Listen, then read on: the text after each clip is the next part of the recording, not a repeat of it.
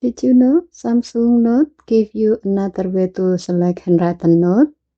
Rectangle selection is perfect when your handwriting is neatly arranged, letting you quickly select it without racing around each item.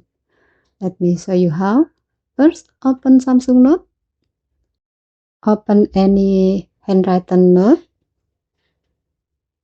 Tap the selection mode icon twice on the toolbar. And select rectangle.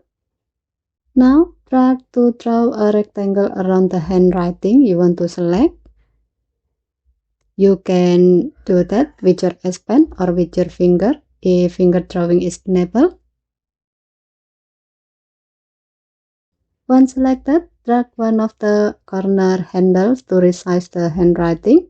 For this example, let's make this heading a little larger.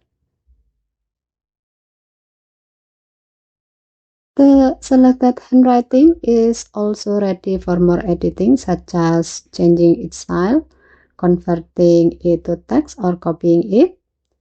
Once you are done, tap anywhere outside the selected area.